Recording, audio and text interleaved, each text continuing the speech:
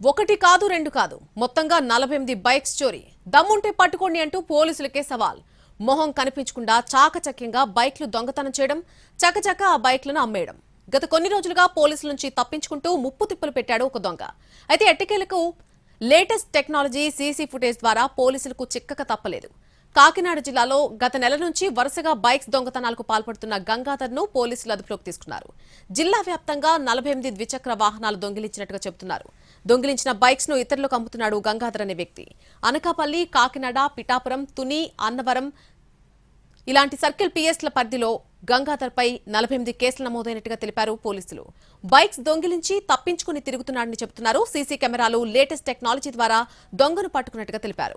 గంగాధర్ తో పాటు బైక్స్ కొన్న మరొక 6గురిని కూడా అదుపులోకి తీసుకున్నట్టు చెబుతున్నారు.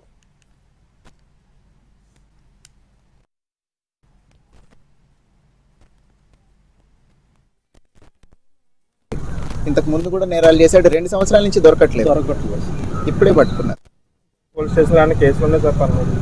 మిగతా పోలీస్ స్టేషన్లో కూడా కేసులు ఉన్నాయి. అనకాపల్లిలో కూడా వాళ్ళు ఏదైనా రికవరీ ఉంటే చూసుకుంటారు. తర్వాత 9 సంక్రాంతి అప్పుడు ఒక కంప్లైంట్ వస్తే అప్పుడు సీసీ ఫుటేజ్ వెరిఫై చేయడం స్టార్ట్ చేశారు. ఇతను ప్రతి చోటకి మాస్క్ పెట్టుకొని వెళ్ళటం వల్ల క్రైమ్ పార్టీ డిటెక్ట్ చేయలేకపోతుంటే వీళ్ళు ఇంకా ఎఫర్ట్స్ పెట్టి ఆ ఫీచర్స్ బట్టి క్యాచ్ చేయడం జరిగింది. ఎవరికైతే అమ్ముతున్నాడో